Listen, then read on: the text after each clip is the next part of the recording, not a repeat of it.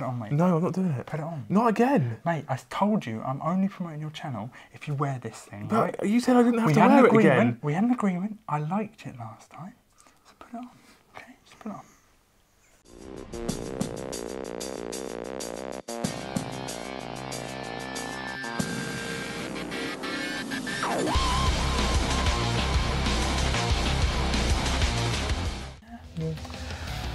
Hey guys, it is John from the VideoCast. I'm joined by Liam. He is playing Eldar, the brand new Codex, and I am playing my Raven Wing. Liam has a YouTube channel called Warhammer, possibly linked below. You said you did. But yeah, let's jump into the lists. Okay, so today I get to show off the brand new Eldar Codex. Very excited about it. We're going to try and show off some of the new stratagems and powers, and I've mixed it up a little bit and not gone for standard. So what I have for you is 2 detachments. I have a Outrider detachment and a super heavy auxiliary detachment. I realise that limits me to only 4 command points, but because of the army build from 7th, this is what I've got to work with. In the Outrider detachment, I have 2 HQ choices, 5 fast attack, 2 heavies, 2 flyers, and then the Wraith Knight sits in his own detachment. The HQ for this army is a Farseer Skyrunner. He has a Witchblade and a normal Shuriken catapult. Second HQ choice is a Skyrunner Warlock Conclave. There are 5 Warlocks. That allows me to generate 2 psychic powers rather than just 1. And means that you do D3 mortal wounds for their version of Smite rather than just single. They all have Witchblades. The Farseer's powers, I've gone for Mind War, Executioner and Doom. Doom is obviously from the Index, the other 2 are brand new powers, so we're going to try and show them off. The Warlocks have Protect and Jinx and Quick and Restrain, both new powers in the new Codex. Secondly, I have 5 fast attack choices. There are 2 squads of 3 Scatter Laser jet bikes, 1 squad of Shuriken Cannon jet bikes, and 2 squads of standard Shuriken Catapult jet bikes. It should give me a bit of variation, a bit of manoeuvrability, and with the new Simhan Craftwild trait, the Scatter Laser jet bikes can now move and they don't suffer a penalty for moving. Additionally, all units in this detachment get to reroll failed charge rolls. The 2 flyer spots, I have a Hemlock Wraith Fighter. Hemlocks in the new Codex can't use both sides of the Runes of Battle Disciplines, they can only use the offensive side, not the defensive side. So I've chosen to give him Embolden and Horrify. However, obviously he will only get to use the Horrify psychic power. He now has a -2 leadership aura and he has his heavy D-sides. And then I have a Crimson Hunter Exarch. He has a pair of, twin Bright Lances and a Pulse Laser underneath. Lastly, I have 2 Fire Prisms. Both of them are armed as stock, but each of them has Vectored Engines, Spirit Zones, Crystal Targeting Matrix. So those that you don't know, Crystal Targeting Matrix, if I target the nearest unit, I don't suffer the penalty for moving and firing heavy weapons. Spirit Stones gives me a kind of pseudo 6-up feel no pain. And Vectored Engines means that if I choose to advance rather than fire, then the opponent suffers a -1 to hit penalty. A point to note, the Hemlock also has Spirit Stones. Finally, in the Super Heavy Auxiliary Detachment, I have the Wraith Knight with the Titanic Ghostglaive and the Scatter Shield. A point to note, the Ghostglaive has gone down to only 30 points, so he's taken a 30 or 40 point price cut for that same model. However, himself has remained the same. With the exception of the Wraith Knight model himself and not his weapons, every other model on the board has taken a points cut from the initial index. The Farseer is the Warlord. He has the relic, the Phoenix Gem. Essentially that means that if he dies, everything within 3 inches rolls a D6. Friend or foe on a 2+, they suffer D3 mortal wounds. If a single mortal wound is inflicted on any model, doesn't have to kill the model, then he gets to remain alive with a single wound remaining. And finally, his Warlord trait from the new Codex is Eye on Distant Events. Essentially that means that when he declares a charge, the opponent cannot fire Overwatch. Okay, as a final disclaimer, obviously we only picked this Codex up this morning. I've written a list out very quickly, skimmed through the rules. Obviously we've watched the videos on YouTube from other YouTubers as their reviews, so I've got an idea of the rules.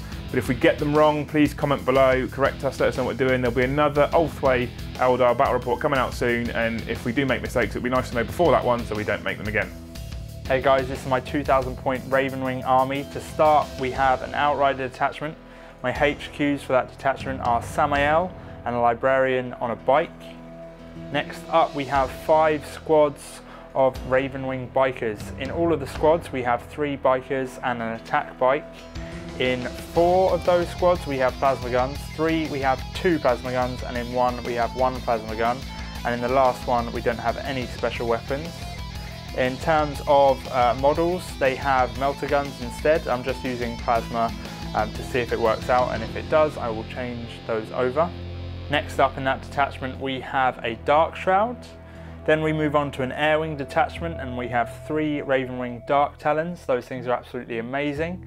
So in terms of how the army works, the Dark Shroud has a bubble which does -1 to hit for models within that range. So if Liam is shooting at me, he'll get -1 to hit as long as I hug around that thing. And Samael has an amazing ability whereby models in a certain range get to reroll all to hit rolls, which is absolutely fantastic. So that is the list. Let's jump into the game.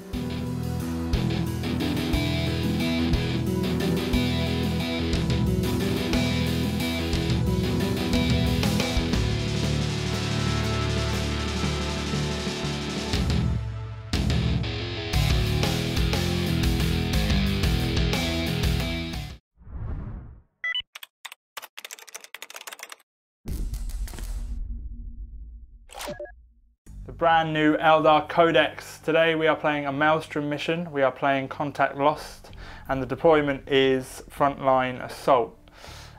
In terms of the game, what that means is Contact Lost basically is whereby you generate 1 card at the start of your first turn, and then after that you generate up to 6 cards dependent on how many objectives you hold.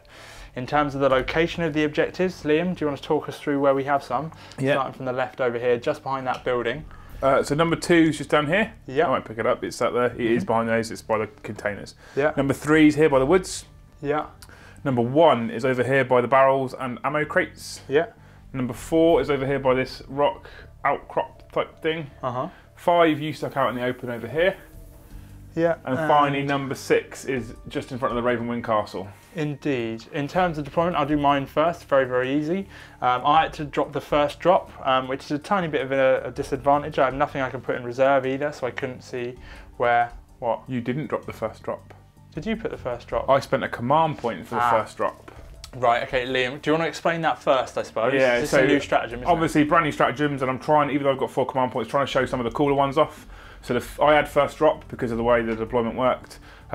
So I spent a command point on a stratagem called Cloud Strike. Cloud Strike allows Asuryani vehicles with the fly keyword to deploy essentially in deep strike reserve. Therefore, they can come on at the end of any movement phase within 9 inches of the enemy. I then chose my Hemlock, put that in deep strike reserve because it is an Asuryani vehicle with the fly keyword. Yeah, so he put that in reserve first, so I basically didn't know where he was going, which is a good move on Liam's part because I didn't know where he was going to start dropping. So I put everything down in this corner. I was trying to use this as a tiny bit of line of sight blocking. I also picked this side because I thought I had a little bit more line of sight blocking.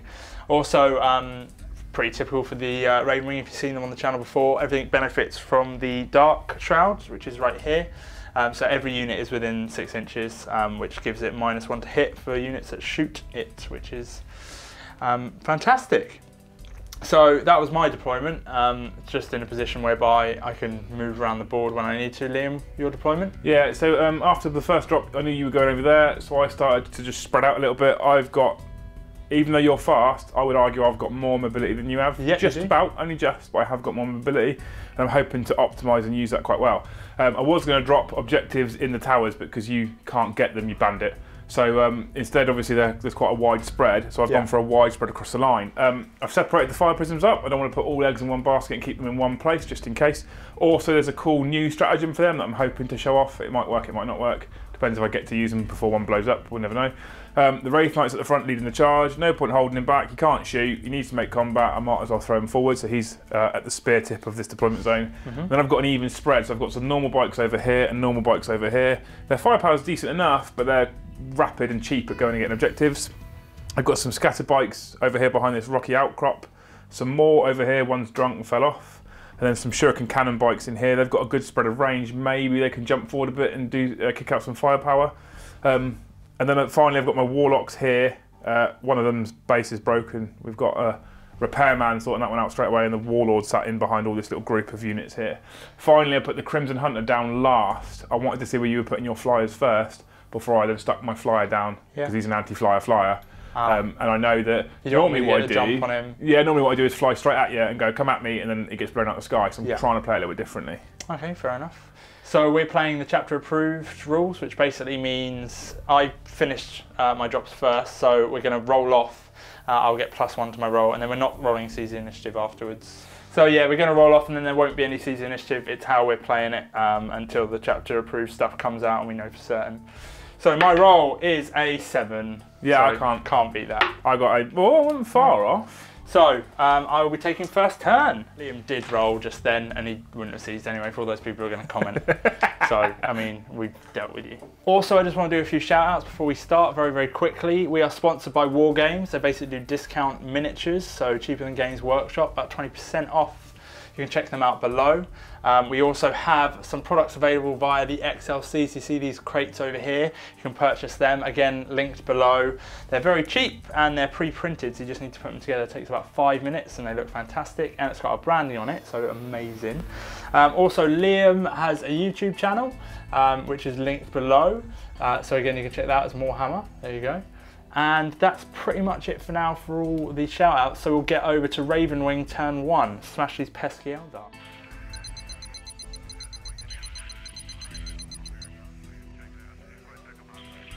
Ravenwing turn 1, we have priority orders received, psychological warfare. We've had a very quick discussion and agree that it's kind of possible in some way, shape or form, so that's how we're playing it today. Also, I haven't thought about objectives at all because I need them to draw cards.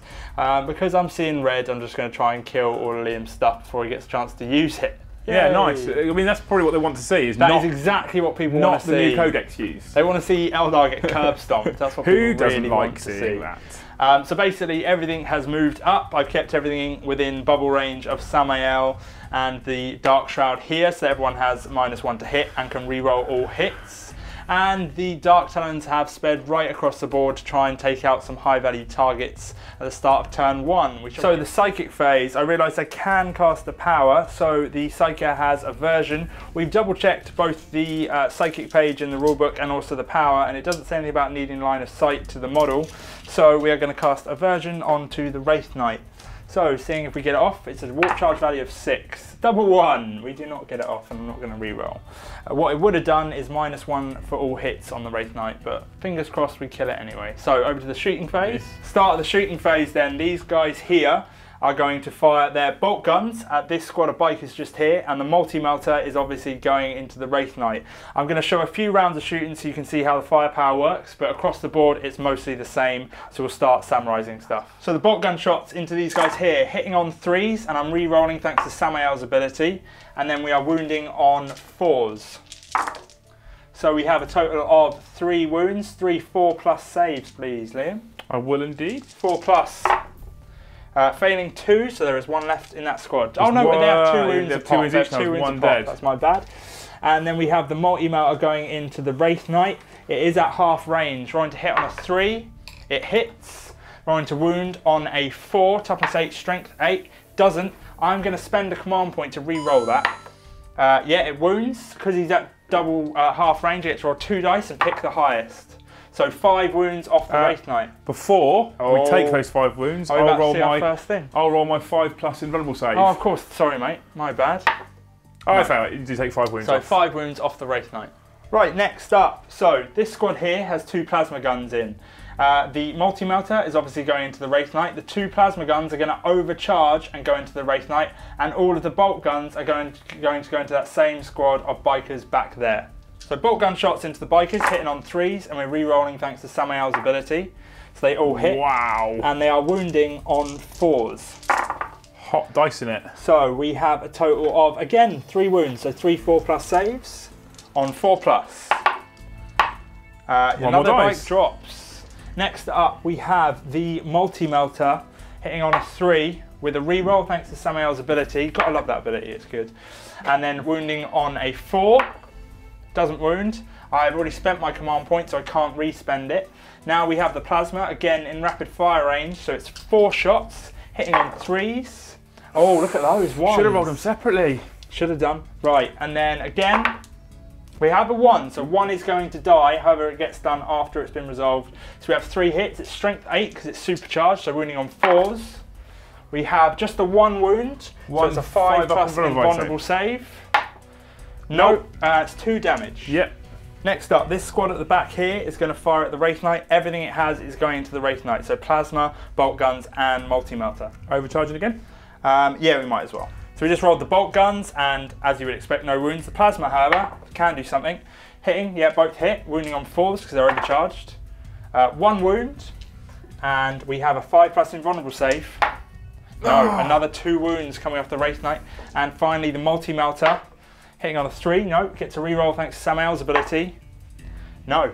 Right, I'm going to start summarising. So this squad here is going to fire at the Wraith Knight, exactly the same thing with plasmas overcharged. Okay, I think I announced that wrong. Basically, we went through it again. The bolt guns, 2 of them were in range of the last biker over there, so I managed to wipe him out. And the rest of the fire into the Wraith Knight, unfortunately, no wounds at all, were there? There was, yeah, one plasma got he's through. down to 13 wounds now. Indeed. He's been quite hurt. So this squad here, the multi-melter and the plasma guns, not in rapid fire range, are going to the Wraith Knight. The bolt guns are going into the Warlock Conclave at the back. However, Liam is using a stratagem. Yeah, there's one called Lightning Fast Reactions. It's 1 command point. Second, 2 command points. Oh, it's 2 command points. Second, an Asuryani unit with a fly keyword is targeted. You suffer a -1 on your to hit rolls. And that applies for the rest of the phase. Yeah. With the bolt gun shots on the Warlocks, I managed to kill 1. Unfortunately, no wounds on the Wraith Knight from everything else in that squad. Samael is going to fire his plasma cannon into the Wraith Knight and his bolt guns into the Warlock Conclave at the back. So I'm going to show you the plasma cannon because we haven't seen that yet. So this isn't supercharging. He gets slain if he rolls a 1, despite him having 6 wounds, so it's not very smart. However, D3 shots for 2. -1 because it's heavy, however his ballistic skill is 2, so we're hitting on 3s. And we're re-rolling. It's a good thing I didn't overcharge that, right? Yeah. Right, so they do all hit. And then it's strength 7, so I'm actually winning on 5s. No wounds. The rest of the firepower into the Warlocks did nothing. Darkshard here, only just realised his heavy bolt has fallen off, need to find that, is going to fire up at that squad in the corner just there. Okay, so the heavy bolter, I've moved, so it's -1, so I'm hitting on 4s. I don't get to re-roll the 3, normally I would, but modifiers are applied afterwards, so I don't get to re-roll that. However, it is strength 5, they are toughness 4, so we're winning on 3s. 1 wound, and it's -1, so it's a 5+ save. Oh yeah, I Absolutely make that fine. one. Nicely done, mate. And now we're going to move on to the Dark Talons up here. I'll show you what they do, and then I'll start summarising. Jink. Right, so... Jink. Jink doesn't exist anymore. Oh. It does? You have Jink. Yeah, I do actually, but it's not in the guise it always never has use been. it. Right, so I have to make a bit of a decision here, and the decision is, do I keep pummeling away at the Wraith Knight and possibly kill it, or do I start targeting other things? Now, I've already got first blood from killing the squad of jet bikes. However, the Wraith Knight has a 5+ invulnerable save. This tank here does not. So noting I really want to kill a high value target, I think I'm going to start aiming my rift cannons into this guy here. And the Hurricane Bolters are just going to try and take out infantry. So that's what we're going to go with now. This flyer just here is going to fire its rift cannon into this fire prism, and its Hurricane Bolters into this squad of 3 just behind there. So the Hurricane Bolters, I'm just going to show you one of these because they're pretty boring. They're hitting on 3s. Usually it would be 2s because of strafing run, but they have the fly keyword, so that does not come into effect. I get 24 shots. This is the first batch of 12. So they have hit and wounding on 4s. The idea with this is just weight of fire. So 4 saves of 4+. They have 2 wounds a pop. So 1 dies and 1 is down to 1 wound. And the rest of the shots, again, hitting on 3s. Slightly more hits this time. And then we are wounding on 4s again. So that is... Another dead 2 jet bikes. 5 4+ saves. Probably, but you never know. Don't see this many 4+ saves unless it's an Imperial Knight. Yeah, unfortunately that squad is gone. Now we move on to the Rift Cannon, which is very interesting if you haven't seen it before. If you have, you know it's brutal. D3 shots outside of Guybrush, that's what we call the tray. That's what you call the tray. That's what I call the tray. So this is hit. This also has the fly keyword, and I've moved, so I'm actually hitting on 4s. We have 1 hit. Now it's strength 10. Toughness 7. Indeed, so winning on 3s. Nothing, I can't re-roll, I've already used that point. Now I'm going to start summarising these shots. This flyer here is going to fire his Hurricane Bolters at the jet bikes just there, that's squad of 3, and he's going to fire his Rift Cannon again at the tank. So I'll show you the Rift Cannon quickly. D3 shots for 3. Again, hitting on 4s. No hits. Ooh. I had this problem. Hurricane Bolter shots, nothing. Next squad, Well, at what point does the profile on this tank get reduced? 6 wounds and below, so you can do it. Right, I can do it. So these cannons do quite a few wounds. Do. When it gets through, they do quite a few wounds. But yeah, we're going to put the Rift Cannon into the tank and the Hurricane Bolters. I'm not in rapid fire with those bikes there, so instead I'm going on the Warlocks.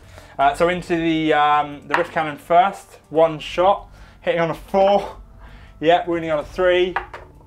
No! Yes! Oh, the Rift Cannons haven't done a single thing! How is it possible? You'll see what the Rift Cannons do later, but basically, if you don't know, strength 10, minus 4 AP, straight up 3 damage, which is awesome in of itself. But then after that, you roll a dice on a 3+, it does an additional D3 mortal wounds. So they can do up to 6 wounds from a single wound getting through, which is brutal. Now we're going to show you the Hurricane Bolt shots. And again, Hurricane Bolt is doing literally not a single wound onto the Warlock. So those flyers, usually very, very, very effective.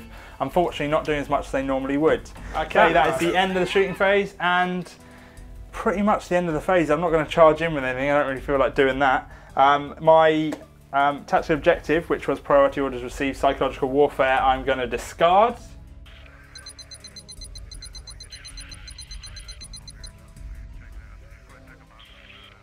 Eldar turn 1 objective, we have secure objective 5. Secure objective 5 is just here. Unfortunately, Liam can't make it. There is an option to use a stratagem. However, Liam only has 1 command point left, so he has to be very picky as to how he spends that command point. Liam, movement, what's happened, mate? Okay, so rather than being the cowardly Eldar of old, I'm going to try something different this time round, just to see if it works, if I can pull it off. It might work, it might not. So the Wraith Knight has gone forward. He's just 1 wound above being nerfed, so I'm aware that if I get Overwatch with a multi-melter in the face, he's going to be in trouble, but he's only good for combat, so I might as well try and make combat with him. There is a stratagem where you can spend 2 command points and give him D3 wounds back. I've only got 1 command point, so I can't do that, so I might as well just chuck him forward. So he's charged forward. These bikes have advanced this way. I may be able to get objective 5 next turn, because I'm hoping this flank will be tied up and they won't be able to come around there and sort those guys out. Hoping. We never know. The not scatter laser, you killed all the scatter laser jet bikes, so people don't get to see the fact that Simhan jet bikes can move and fire heavy weapons. So what we've got left is 3 Shuriken cannon jet bikes. They're assault weapons. They've jumped up there. Yes, I know I don't get a cover save, but what you can't do is charge me, because you can't go up buildings, and that's why you wouldn't let me put objectives up there. The Crimson Hunter, he pivoted right, he flew forward, he pivoted left, because Eldar flyers can do that, because we're tricksy. Well, it's quite obvious what's going to happen. We've got a bit of a dogfight going on. The 2 Fire Prisms stayed still. Your flyers, unless they go into hover, are going to have to disappear anyway, so I'm not too worried about the Rift Cannons on this one, not that they did any damage last time. More importantly, if I stay still, because they're heavy weapons, I can fire at full ballistic skill, and there's a trick I want to try with my last command point, just to see if it works. It might not work, but we'll give it a go anyway. Finally, these bikes push forward. Yeah, they should probably run away or go and grab objectives, but I want to see if the Shuriken catapults are any good this edition. They're now gone from 2 shots to a link to 4 shots no matter what. And finally, we've pushed the Warlocks and the Farseer forward. What I was trying to do, just so people are aware, because I probably won't pull it off this game, the Hemlock now has a 12-inch -2 leadership bubble. The idea was to try and get him within 12 inches of Samuel on that deep strike. Because of the way you've castled, I can't quite get him close enough, with also being more than 9 inches away from one of your models. The idea was that if I could be within 12 inches of him to minus his leadership by 2, cast Horrify on him to minus his leadership by another 1, the Farseer's got a power called Mind War. You roll a d6 and add your respective leaderships, you would then be at -3, and then however much you lose by, you suffer that many mortal wounds. So you can kind of snipe characters out, because you can just pick a character within 18 inches, they don't have to be the nearest model. However, I'm not going to get that trick this game, probably. The Hemlock came in from reserve, that's what you use your first stratagem on, isn't it? Yeah, that was my first command point, so I could have dropped him over here somewhere, but because he auto-hits, it's more important for me that he hits the flyers, because he's got auto-hitting D-sides. Oh, he's essentially got flamers, as it were. Yeah, yeah, okay. They're 2 D3 auto-hitting, now strength 12 instead of strength 10 shots, so now they now wound you on 2s rather than 3s as well. In the new codex. So we will work out what we're going to do Psychic Power phase and go on to the Psychic phase. Right, we're on to the Psychic phase. Liam, what have we got coming in, mate? Well, I could, and have done previously, use lots of Smite, because Smite's really powerful, but I want to use some of these new powers and see if they work, if they're any good. The first thing I want to do is cast Restrain. Restrain? Yeah, choose an enemy in unit within 18 inches of the Psycho. Your opponent must half the move characteristic of all models in that unit until your next Psychic phase. That's pretty good. We're going to cast that on Sammy. Yeah. So that is a cast value of 7. Yep. get it on a grand total of 9. Nice. I can deny it if I wish, however I think there are things that are going to be slightly more harsh coming my way, so that's absolutely fine. Samael's move characteristic is half, right? Yeah, yeah. So he's down to 7 inches. In the hope that maybe it'll encourage you to stay where you are a little bit more and not spread so far out. That's fair because you want to keep within his reroll bubble, obviously. Yeah. The Farseer is then going to cast Doom on the thing. Dark Shroud. Thank you, Dark Shroud. Dark Shroud being just here. Again, not needing line of sight or anything. Warp charge value of 7 again. Gets it on 7. 7. How many more powers can these guys cast? So both the Farseer and the Warlock Conclave can cast 2 each at their current numbers. Right. There is a psychic power, there is a stratagem you can use where the Farseer, when he successfully casts his last power, can cast another power. Right. I'm not going to use that, just so you know. I'm just telling the audience because it's a new 7 codex. is quite easy to beat. And yeah, I'm going to go. I don't know what's coming out. I don't know what else is coming in because I haven't had a chance to read the codex. So, I can tell you the other 2 powers I've got, or the powers I've got left. No, let's just. I wouldn't know. I wouldn't know. So here we go. No! I'm going to spend a command point to reroll the 2. Yay! So Doom does not go off. Yep. Doom would have allowed me to reroll fail to wounds against that unit. Yes, I know. I know. I'm just telling the audience. Oh, right. I know you know, John. I'm just telling the rest of the audience who don't know. Fair enough. It's not all about you. Next, we're going to cast Protect on the Warlocks. Yeah. Protect is a warp charge value of 7. You'll notice that most of the Eldar powers have a warp charge value of 7. Some are 6, but most are 7. Protect allows the Warlocks to +1 to their saving throw. Nice. Take them up to 3+. They get that on 11. Oh, nicely done. That means they've got a 3+, but it's not their armor save. It's their invulnerable save that hits 3+ as well, which is quite cool. Have they got a 4+ invuln? They have, yes. Oh, fair enough. Finally, the Farseer's final power we're going to cast is a power called Executioner. Okay. Executioner is like Smite, but I think perhaps a bit stronger. Oh, is it because you get to pick your target? Warp, no, still nearest unit. Okay. Still Still nearest enemy unit, within 18 inches of the Psyker, warp charge value of 7. If you successfully manifest it, which we'll see now. So he gets it on, this is awkward. What? Why is it awkward? Because he gets it on 11, so with Smite he would have got D6 mortal wounds. Oh, that is awkward. So we'll pretend it wasn't 11, but it's 11. What happens now is the unit that he's targeted, which is the nearest unit, which is this one here, suffers D3 mortal wounds. Yeah. For 3. I'm going to put that onto the attack bike because he's got 4 wounds, so he's still alive, which is good. So the shame of that was, if you'd have put that onto a bike and it would have killed him, they suffer an additional D3 mortal wounds. Ah. So if it slays a model, you get an additional D3. Good thing I put it on the attack bike. Yeah, I wasn't going to tell you that before you chose. Didn't think you would. No.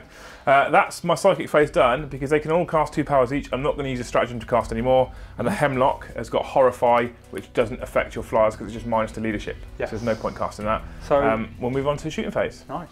And guys, very quickly, if you haven't already subscribed, please make sure you press the subscribe button below and also the bell icon. We do a load of battle reports as well as other videos, so definitely worth doing. Cheers, guys. Right, we have some new Eldar shenanigans going on. You want to see this. So Liam has spent a stratagem. Liam, what's happening? So I've spent my final command point. Maybe not the most effective way of using my command points, but I think this is a cool stratagem, and because it's new, I think it's amazing. And because I love fire prisms, and now I think they may have got good. So fire prisms can use a stratagem. Essentially, the basic premise is you spend 1 command point, and when you select a fire prism to choose a target. So this fire prism is going to choose a target, which is the Dark Shroud. I thought it might be. Okay. So that's him chose his target. I spend my stratagem, I spend my command point. He now cannot fire until the end of the shooting phase. Yeah. Up until that point, any other fire prism who chooses to link fire with him just has to be within 6 inches in line of sight of the one that's selected in the first place. Doesn't need line of sight to the target. Yeah. As long as they fire through him, they hit the target that he originally picked, so he can now hit that Dark Shroud from over here. Yeah. And at the end of the phase, once it's finished, he can then fire at the Dark Shroud. Yeah. As long as they fire at the same unit, they get to reroll fail to hits and to wounds whilst they're linking fire. So it's a pretty cool way to spend 1 single command point, to be honest. It's quite effective. So it not only allows you to shoot stuff that would be out of range, it also allows you to reroll all to hit and to wound. Yeah, so the first thing I'm going to do is fire this. Wait, why? That's a question.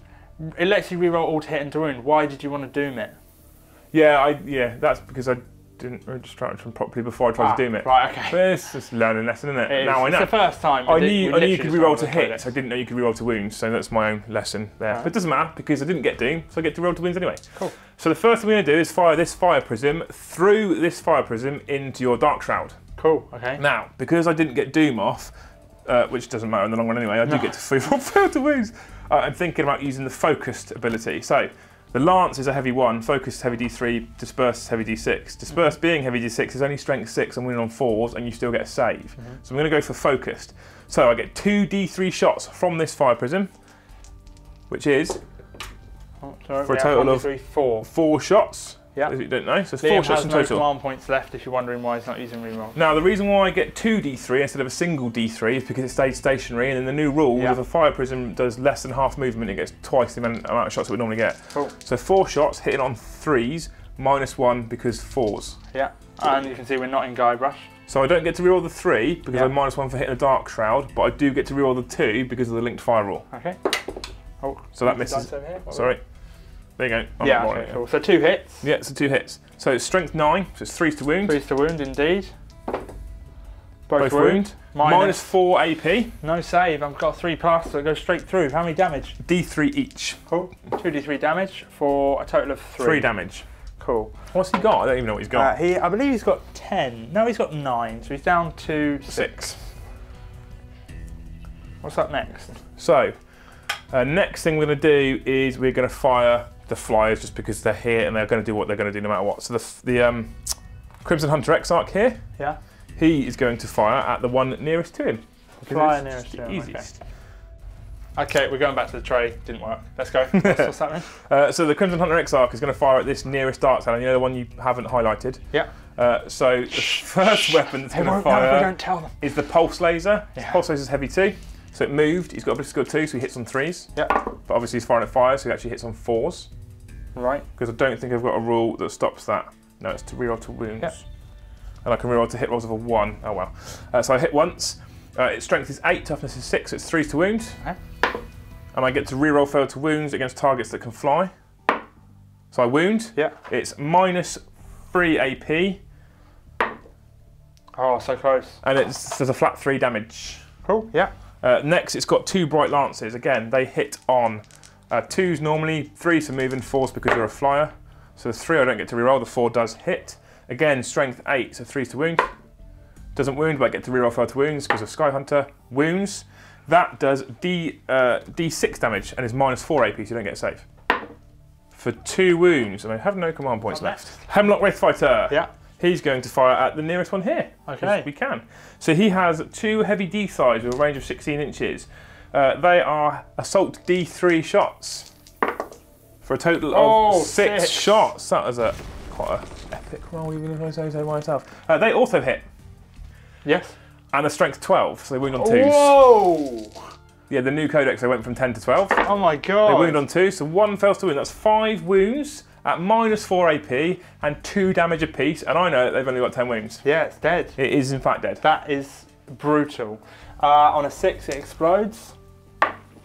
No. And also, just saying, these used to be his favourite.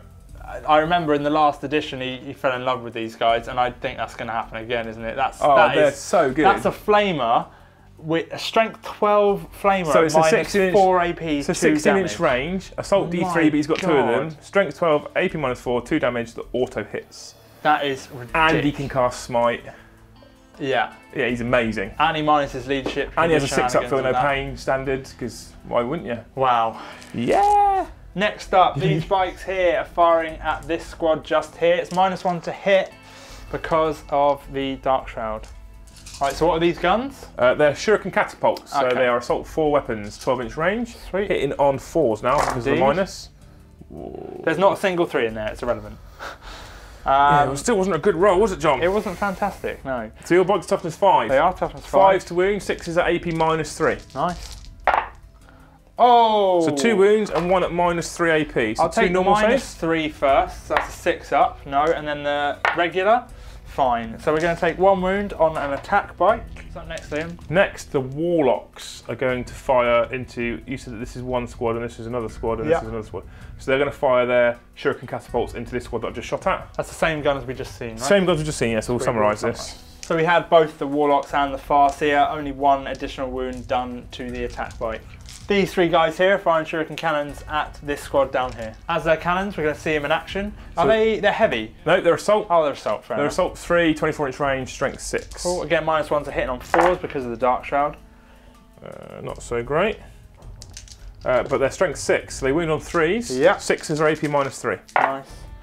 So Nice. there's, well, that could have been good for the catapults. There's 3 normal wounds, 1 at -3 on that middle squad. I'm assuming you'll put them on an attack bike. I don't have to tell you just yet, do I? I have no idea. I think you do it once you've... 6, no, and then 3s.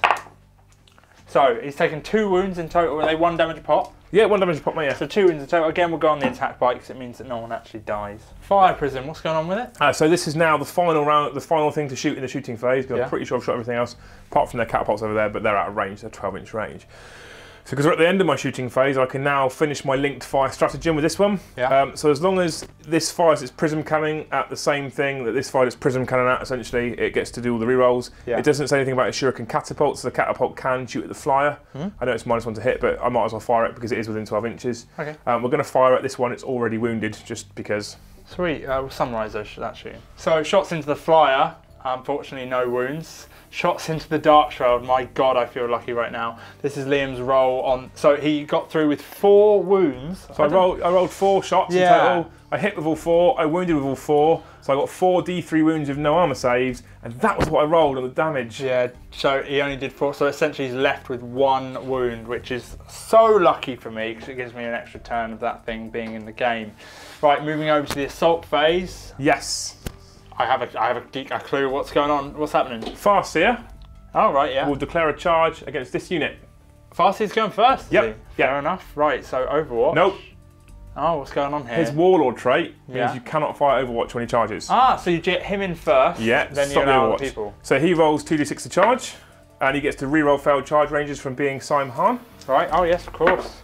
So he'll be in with 7 inches. Yeah, he's in. he will go and now into you can here. declare your other ones And straight now in. the Warlocks will charge. So is it a multi-charge or is it just a 1 unit charge? Yeah, it's just 1 unit. This unit here. This yeah? unit here. So Cool, the yeah. Warlocks will now change this charge to the same unit, Yeah. and they get in. Cool, so they're all in.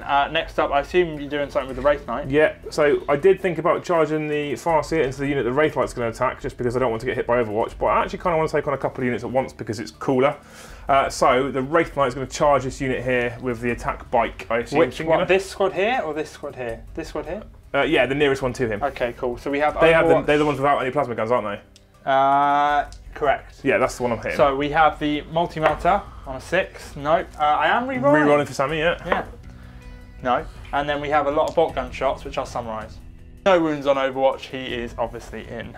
I was considering heroically intervening Samael in, because if he heroic interventions, Liam can't put attacks on me. However, I would have a 3-inch move, and there's models in the way I wouldn't be able to make the combat. So, alas, can't do that with Samael. So what have you got? So for Sonic, I could use a Ghost Glaive, but I only get 4 attacks. Although it's strength 16 and I wound you on 2s, I only get 4 attacks, and you've got 4 models in the unit, so I'm going to maximise my number of attacks by using the Titanic Feat. Essentially, you make 3 hit rolls for each attack instead of just 1. So I get 12 attacks instead of 4. Fair enough. So I hit you on 3s with these because you haven't managed to nerf him just yet.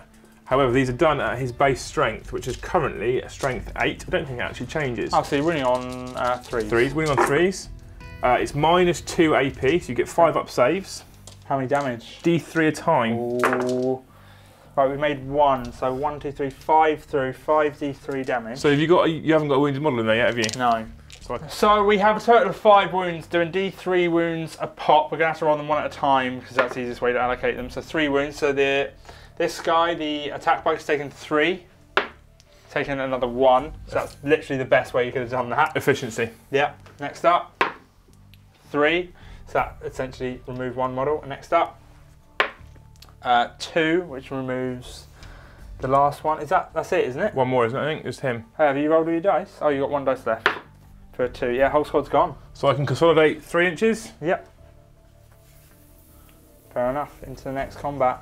Right, next up we have the Warlocks.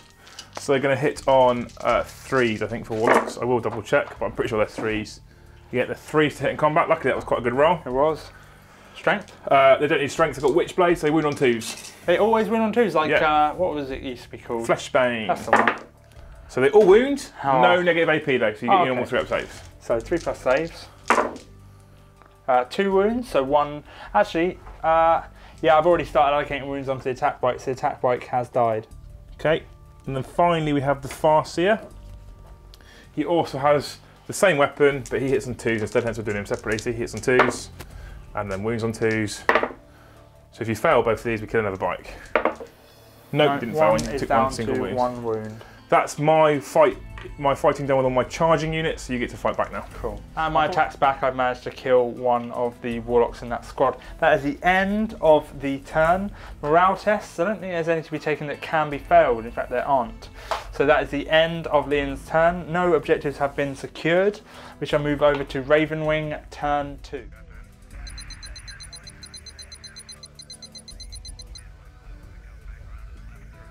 Ravenwing, turn 2, we have overwhelming firepower, kill stuff basically, which is good because that's what I intend on doing. In terms of my movement, these two have dropped into hover mode. They have both flown over a part of that unit, so I can drop bombs on them at the end of the movement phase. I'll do that in just a second. Then we have everything moving this way. Obviously Samael, his movement was nerfed to 7 inches, so he's only moved 7 inches. Everything else is still in range, including the flyers, so I get to reroll all hits. I'm hoping with the reroll to hits I can take out the Wraith Knight. That is my target this turn. I also have these guys up here with multi-melters and plasma guns, which I can overcharge. About to go into that tank up there. In terms of movement, that's pretty much it. It's not that complicated. We'll get straight over to the shooting phase. Just quickly before we get into the shooting phase, at the end of the movement I get to drop bombs. So both these are dropping bombs on the Warlock Conclave. 3 models in the unit on a 4+, so there's 1 mortal wound so far. So 1 has taken a mortal wound, and the next one does the same thing, taking another 2. So 1 of the Warlocks has died from mortal wound spam. The Librarian, who is just in here, is going to cast Smite onto the closest unit, which is the Warlock Conclave. See if we get it off. We have a 5. I'm going to use a command point to reroll that 1, giving us another 1! And I will attempt to deny. Yeah, you need a 6. Yep. Yeah. And I'm going to try a version which has a casting value of 6. See if we get it. Oh, completely out of Guybrush. We get it off with a 5, so no. Right, we have this fly here. Hurricane Bolt is going to this squad up there, and it's Rift Cannon obviously going into the Wraith Knight. Hurricane Bolt has managed to wipe out the guys up there. Now moving on to the Rift Cannon. Rift Cannon has D3 shots. We need a high number for 3. Hitting on 3s. He hasn't got the keywords. Re-rolling the 2s, thanks to Samuel's ability. Booyah. Oh, aren't you hitting on the Guybrush? 4s? No, strafing run is in effect. Oh, of course, yeah, sorry. Picking it up. So yeah, all hit. Wounding on 3s. So only 1 wound. Do I spend one of these? I'm going to spend a command point. Re-roll that. Yeah, 2 wounds. -4 AP, so it's just your invulnerable save. 3 damage a pop. Oh my god! Why? 6 damage. Unbelievable. No, it's 2 4s, mate. Oh, you're invulnerable saves 5 up. Yeah, you're right. Woo! I did like to see the squeal on your face there, but you genuinely, do get... my rear iris just puckered. And then on a 3+, be a 3+, yeah. Additional D3 mortal wounds for 2 more wounds. We take down here. Hurricane Bolt is going to the Warlocks, and the Rift Cannon yet again into the Wraith Knight. Jink. Hurricane Bolt has managed to kill another Warlock, only leaving 1 in the squad. The Rift Cannon, D3 shots for 3. Oh. Hitting on 4s. Oh, sorry, that's outside the Guybrush. With a reroll, thanks to Samuel's ability. Yeah. Wounding on 3s. 3 3s. Boom. 2 5+ invulnerable saves. Outside the Guybrush. It would have counted as well. No, nope. It's taken 6 wounds. On a 3+, he takes an additional D3 for 3 more. He's taken 9 wounds. So he's dead. He's dead. So on a 6. Yeah. No. Nope, he does not explode. Cool, that's the end of the Wraith Knight. Those Rift Cannons, when they show up, mate. They show up, look. They show up. Don't doubt it. Don't doubt it. Don't doubt it. Next up, this squad here. All of it, so it's multi-melter and it's plasma guns, which are rapid fire, are going into the tank over there, and its bolt guns are going into this squad here. So the bolt guns have managed to kill 1 over here and do 1 wound to another one. I've just done 8 wounds with a multi-melter and plasma, so we're now starting to really chip away. Next up is this squad here, exactly the same thing. Plasma and multi-melter going into that tank, and the bolt guns going in over here. Bolt guns have managed to wipe out that squad here, and all the plasma and multi-melter fire has managed to literally just within 1 wound get rid of that tank. On a 6 it explodes, so if we go down here, what we got? No, it does not explode. Still got a little bit of firepower incoming. Librarian opened up into the Warlock, no wounds, and now Samael is going to do exactly the same into the Warlock. Yet again, no wounds going in there. That is the end of my shooting phase. Everything has shot. I am very, very happy with that. I have killed a grand total of 3 units, so overwhelming firepower has given me D3 command point, D3 victory points, sorry, instead of just the 1, which is great. In terms of charges, I'm going to do some, mate. I thought you probably would. I'm going to do it. Yeah, I know you were thinking, is he going to do it? Is he not? Well, I'm a man with, just above average size balls. It is a scary looking Warlock now. I'm going to do it. So Samael is going to announce a charge into the Warlock. Do you have any Overwatch? Yeah, Shuriken catapults, Don't have to do it, though. Shuriken catapults. I could kill him. I couldn't kill him. He's got 6 wounds. Overwatch, see if we do any damage. 6s. 2s. 2s? No, I'm joking. 6s, yeah. Samael can't fail, but we'll roll for it anyway. There you go. He can move wherever the hell he wants. So I'm going to go over. Actually, no, you can't go near the Farseer. The Librarian is also going to do that, see if he gets in. So no Overwatch, but yeah, the Librarian piles in as well. So I'm going to start combat with Samael. We'll show you his attacks because he's quite interesting in close combat. Okay, Samael's attacks. Now he's weapon skill 2, so hitting on 2s. With rerolls with his own ability, he doesn't need it, thankfully. When he charges in, he has ×2 strength, so he's actually strength 8, wounding on 2s. Right, so they all wound. It's -3, which is irrelevant because he has a 3+ invulnerable save right now. So, 3+ invuln save. It does 2 damage a pop, so the Warlock is dead. I do get to consolidate into another combat, so I could easily consolidate in with the Farseer. I don't know if it really benefits me too much. It doesn't. You can't advance, so if you fall back from being in combat, you can't advance. Does that apply if you've got fly keyword, or is that different? I think it still applies. The fly keyword just allows me to fall back and fire at -1 ballistic skill, I believe. Right. You can check, but I'm pretty sure that's all it is. So I think I still can't advance. I might as well get in with you. That's where, if I'm hidden there as well, it protects Sammy a little bit. Yeah, I'm gonna with Sammy and with the Librarian, we're gonna consolidate into that combat just there. That is the end of my turn. I scored D3 victory points for overwhelming firepower for a total of 1. So worth it. Actually, do I spend a command point? Yeah, why not? Let's spend a command point to re-roll that. 3. That was definitely worth the command point. 100% worth command point. I am down to 1 command point. Yeah, good.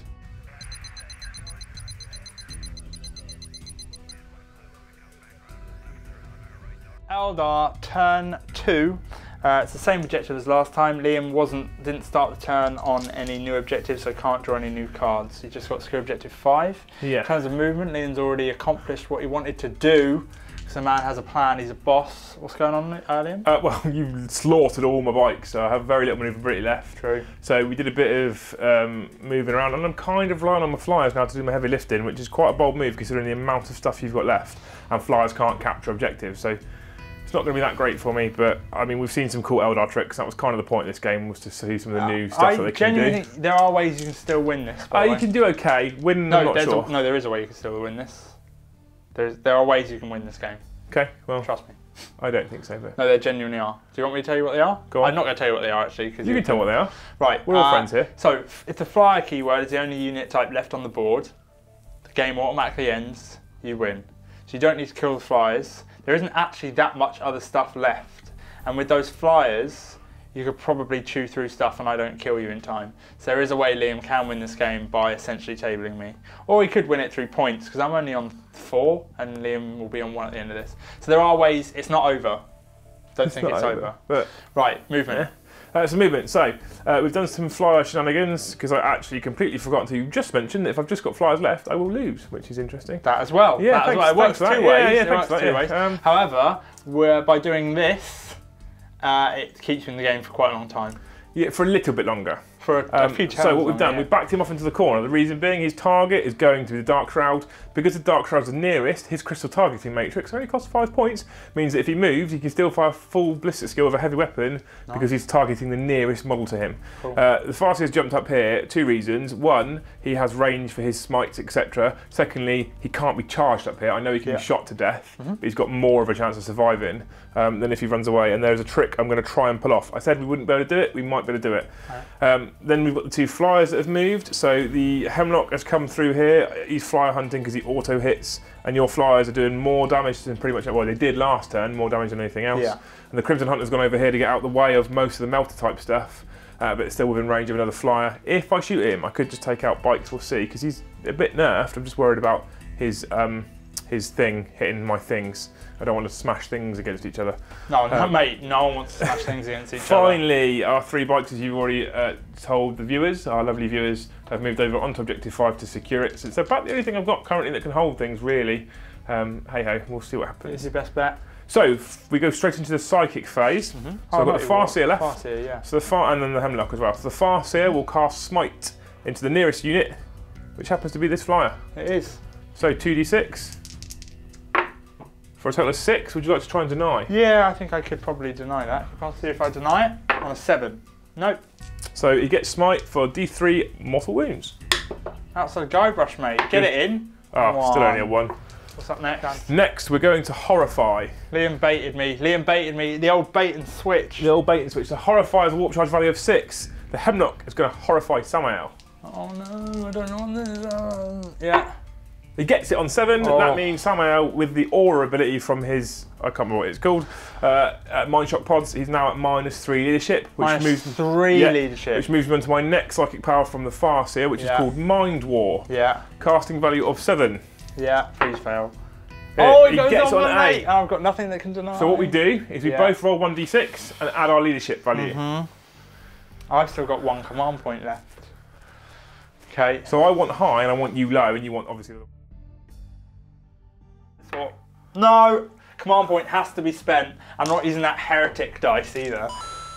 He rolled a 1, I rolled a 5. Right. So that's my last command point done, but it's probably worth it. Yes! So Boom. your leadership is normally? I think it's 10 on Samael. Yeah. No, it's 9. So 9 minus 3 for what you were with 6 plus 6 is 12. Yeah. My leadership's 9 plus 5 is 14. So you lose 2 wounds. 2 mortal wounds, yeah? Yep. Cool. Let's tell the viewers about that. Thank God I saved that command point, because if I hadn't have re-rolled that, Samael would literally be dead. That would be the end of Samael. What's up next? I'm just pleased I managed to do the trick. It was a nice trick. Psychic phase is finished. We're going to go on to the shooting phase. Yeah. So the first thing we're going to do is fire the Fire Prism over here into this dude thing over there, Dark Shroud. Dark Shroud. So we're going to fire, he moved less than half his distance. So we're going to fire 2d3 shots for the... I thought as if they stay still. No, less than half its distance. Oh, nice. 2d3, yeah.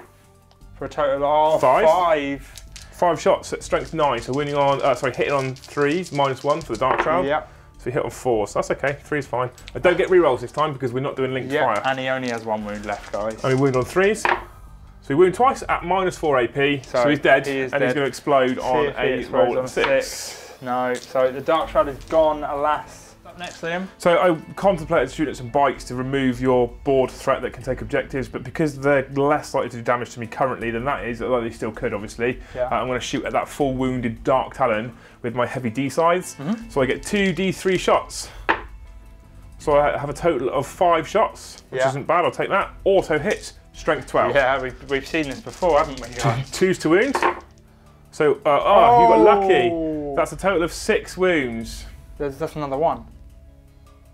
1, 1, 1. There's 3 ones. I thought there was 2 and 2 ones. No, there's a 1. Oh, I think you're right to me. How many wounds? 4 wounds now total. -4. Right, so just 4 wounds. Just 4 wounds. Cool. So he's got 6 wounds. No, he's got 5 wounds left. Sorry, 6 wounds left. What's up next, Liam? Finally, it is unfortunately fine. Oh no, he can fire in a minute. But finally, what we're going to do? He's nerfed. He's at a lower profile because of how many wounds he's taken.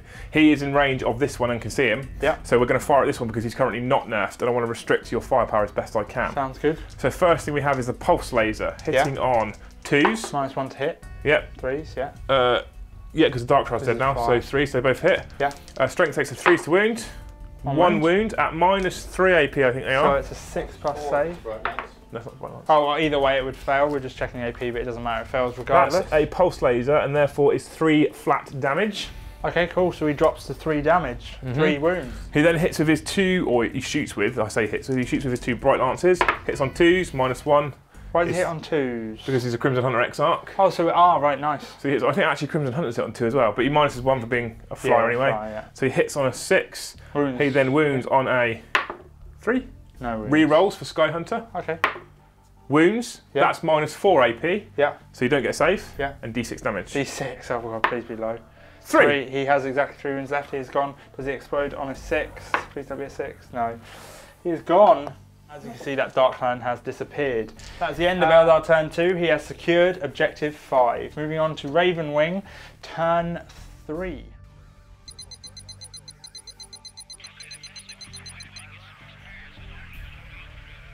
Ravenwing, turn 3. I have secure objective 3 and secure objective 5 as my cards, as I am currently holding 2 objectives, so I can pull 2 cards.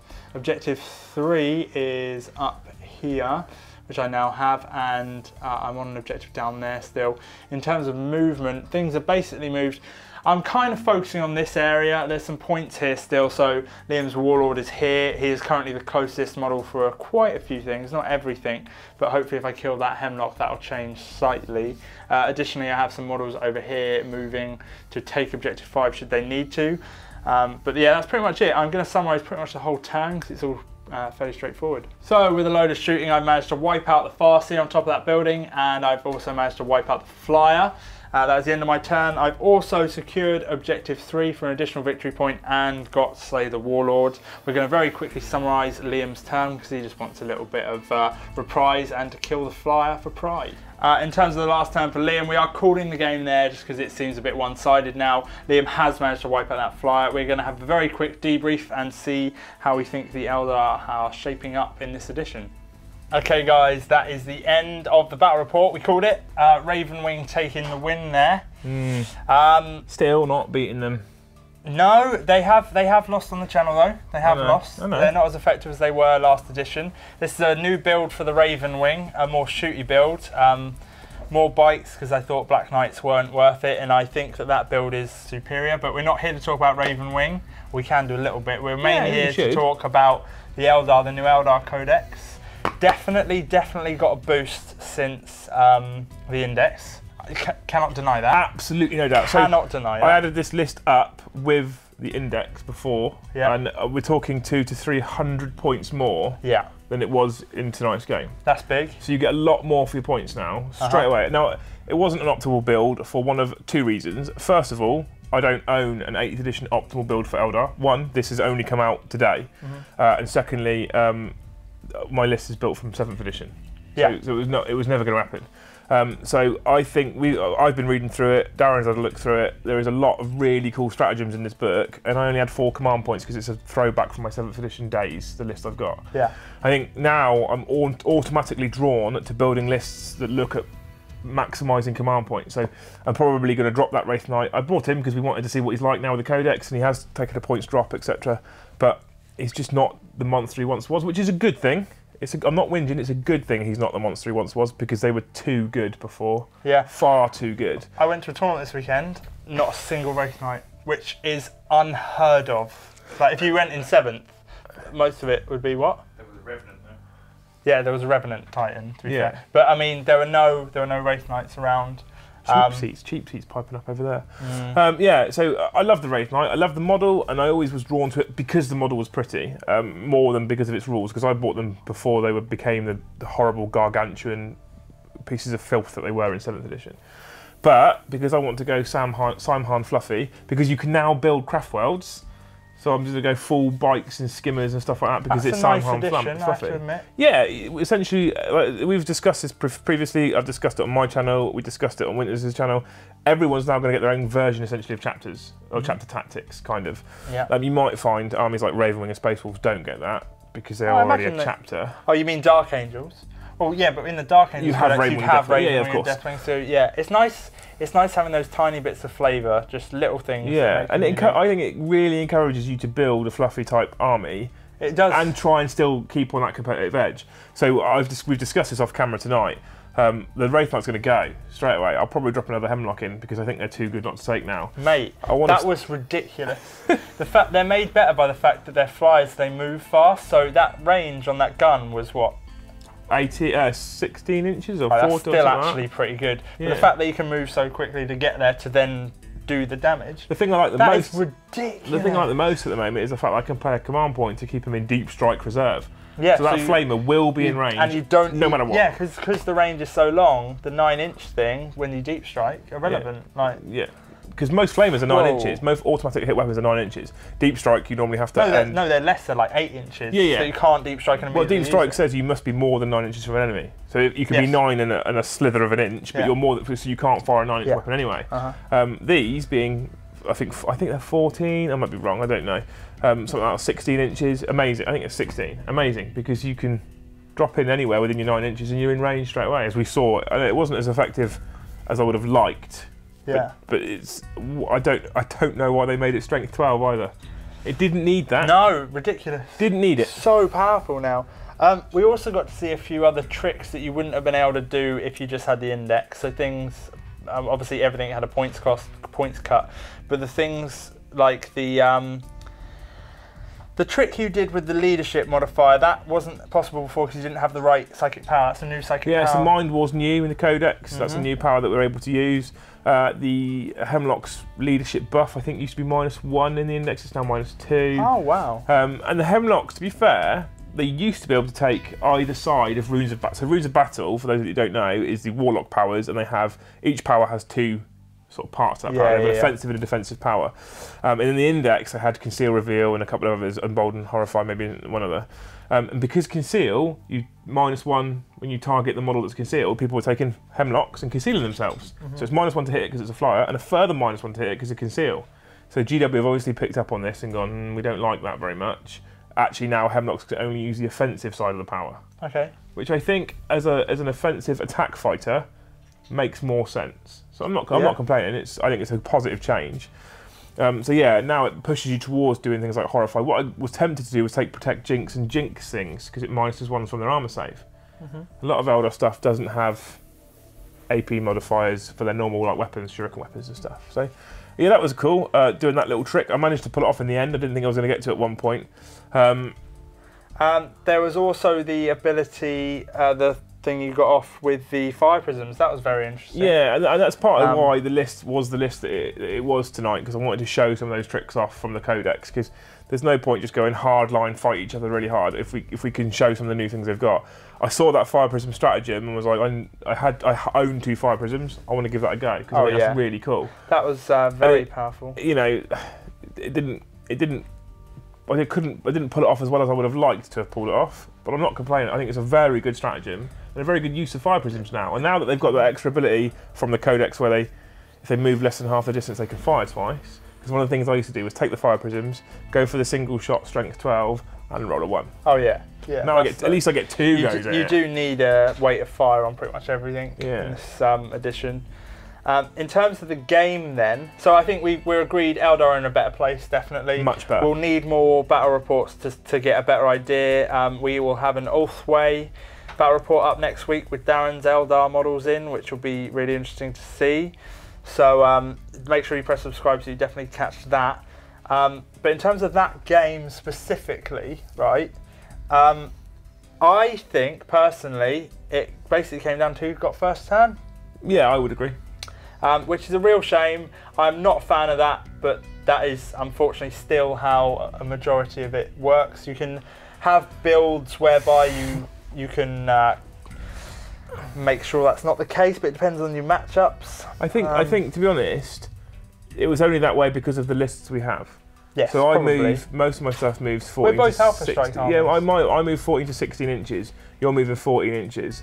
The table that we rolled for, we decided whatever. There was only an 18-inch gap.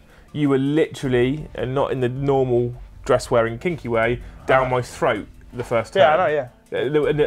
I spread out as much as I could with to try rapid fire on everything. And I was hoping when I was spreading out, I might encourage you to spread out. You still built your castle. You came flying forward, and you just did so much damage, even in the first off. My scatter bikes that I took, so scatter bikes are a thing now. They're not as bad as they were because they still only have the 4-up save. Well, they do have 2 wounds apiece, and I think that makes up for the 4-up save. But Eldar jet bikes should have never had a 3-up save. That was always stupid. But now with Simhan lists, scatterbikes can move and fire. We never saw it because you made sure that they died before I had a chance to open up. Yeah. But even then, they're only strength 6, and in the new edition of the rules, where most weapons have some kind of AP modifier, they don't have any AP modifier. So they're still, I don't think a lot of people have commented about how the Scatterbike based cheese is back, and I don't think they are. They're still good. They're still good, and they're now down to the points value that they kind of used to be. They used to be 81, they're now 84. Okay. So not far off being the same points. Yeah. But they're just still very fragile, and compared to some other weapons that the Codex has got now, I don't think they're so great. Fair enough. But yeah, they're in a stronger place. The lists they weren't a bad matchup. It's just you were right. If I'd have got first turn, I probably would have been able to do so much damage to you it wouldn't have. that you wouldn't have then been able to keep up with me. So yeah, I think that's 100%. definitely true. Shame. Hopefully we'll see a different kind of matchup, and we will have different army. I don't know who we're going to be facing off against next week with the Orthway, but that's what's going to happen. In terms of the Raven, I'll talk very quickly about them. This is a different type of build. I thought that it's better, definitely better. Basically, I was taking Black Knights because they're just incredible. However, they're very expensive and they die just as easy as those bikers. Additionally, you get more firepower out of regular bikes with plasma guns because you can fire all your weapons. So you fire your bolt guns and your plasma guns. It's just like, and you can supercharge those. I don't know if you can supercharge the plasma talons. I think you can. You? I don't know, but I think you fair can. enough. But you get more out of. Yeah. You get more out of it, so it's like, why not? I mean, I'm a massive Black Way Knight better. fan. I love Black Knights. I have so many of them, but I think when the Codex comes out, as with everything, there'll probably be a points reduction. Stratagems. That seems how they go. Stratagems will come along. Yeah. And then maybe we'll see them again. But right now, I think that's a far better build. More Dakar, because that's just how it goes. Yeah, I like it. Yeah. It's a nice list. I hate those 3 flyers. That's why I just make it my goal to kill them, which I did. I'm thinking about bringing 4. They are so good. They're just really, really good. Yeah, as soon as I saw those in the index, I was like, they're the things. I just hope that when the Codex comes, they don't get nerfed, because everything else seems to be getting stronger. And that is so nice to have an army, because I don't usually go for... I usually go for good armies, but I've never had the top tier army when it's the top tier. Yeah. I've just missed out, right? It's nice to have a unit that I feel is a little bit OP, because I've never experienced that before. If you look at the trend so I far, have, but not to that extent. if you look at the trend, I don't think we'll see them get nerfed hard. No, and actually, when you think about it, I mean, how many points is one of them, not jet fighters, I can't remember, it's it's something like 180. Yeah, 180, 190 points. Yeah. So the Hemlock is 210. So it's Yeah. 20 to 30 points more for what that thing can do. Yeah. I can't see them. I can't see them being nerfed. Yeah, probably not. At worst, they'll stay where they are. Yeah. I think. Maybe I'm wrong. Yeah. But who knows? Anyway, that's it. Make sure you do press subscribe, share with your friends, comment what you thought about it, like all that sort of stuff. Warhammer's linked below as well. But I don't want to have to wear that dress again. I'm gonna make him. But yeah, that's it. Cheers, guys. Bye.